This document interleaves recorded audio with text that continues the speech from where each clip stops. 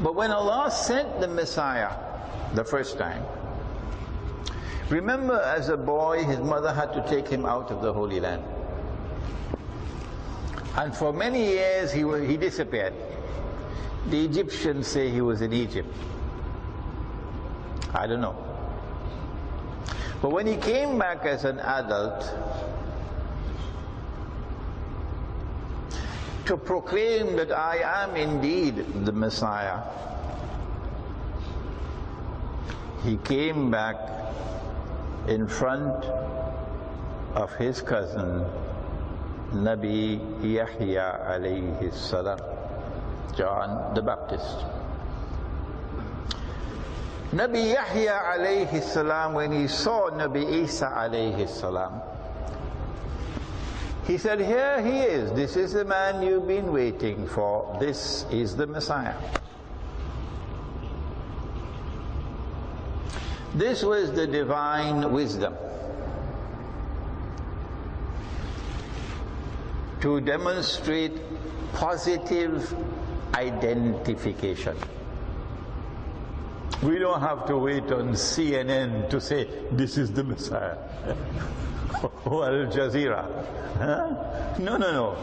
Allah appointed someone who would identify the Messiah and who would say, this is the Messiah.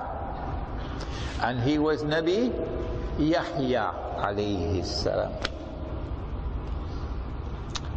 Now we can begin our lecture. Now we can begin our lecture. When Nabi Isa alayhi salam is to return, history repeats itself.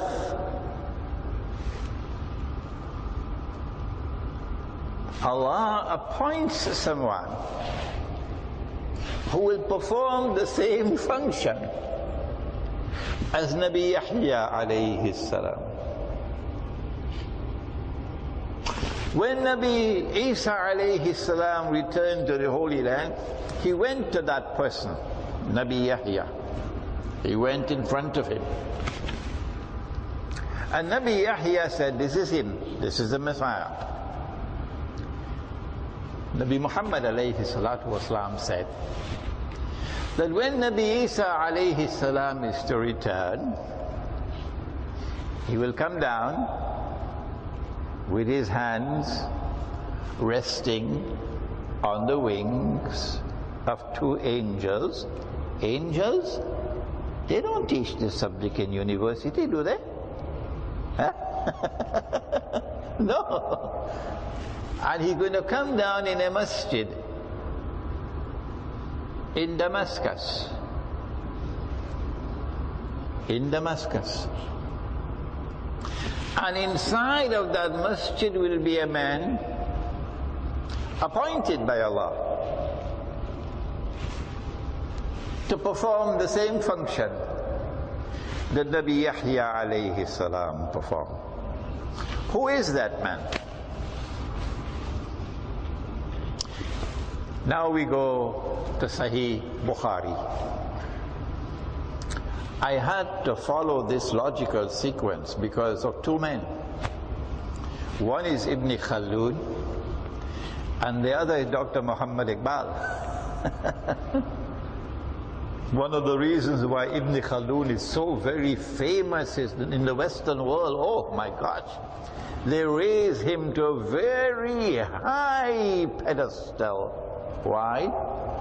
I'll tell you why.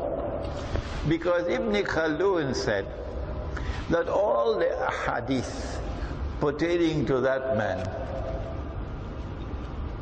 were forgeries, fabricated. And Muhammad Iqbal followed in the footsteps of Ibn Khaldun and declared that all the hadith pertaining to that man are forgeries, fabricated. And as a consequence, generations of Islamic scholarship were misguided. Who is that man that Ibn Khaldun dismissed? Who is that man that Dr. Muhammad Iqbal dismissed. Sahih Bukhari. And Nabi Muhammad alayhi salatu wasalam said, كيف أنتم? How will you be at that time? إذا نزل عليكم مريم,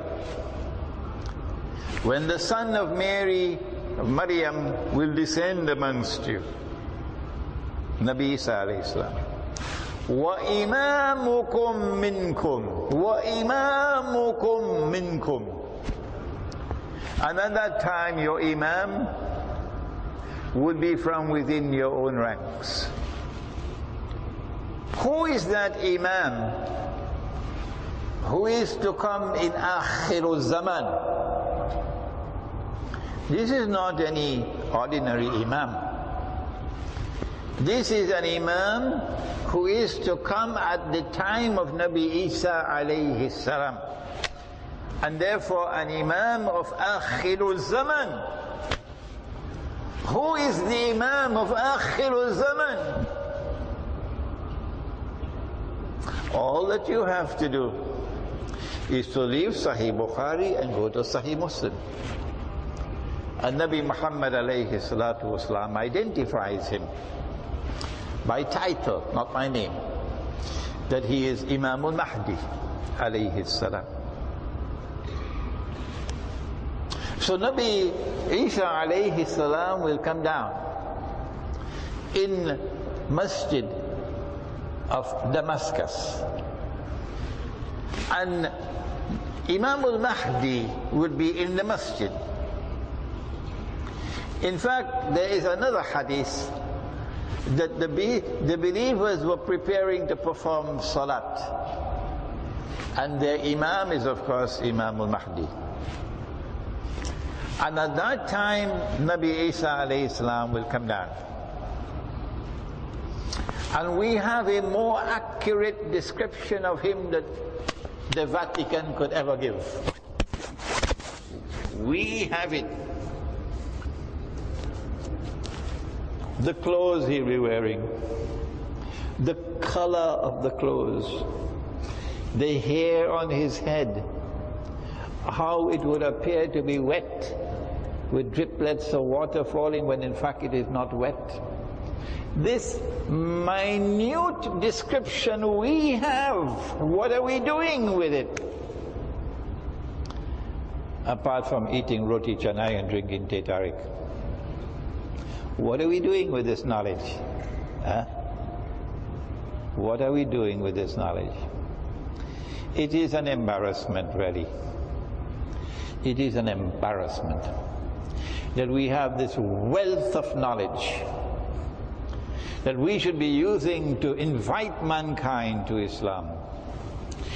But no, we prefer to get a degree in London, in Oxford, in Cambridge, in the Sorbonne, in Harvard and in Yale, and in MIT in Boston.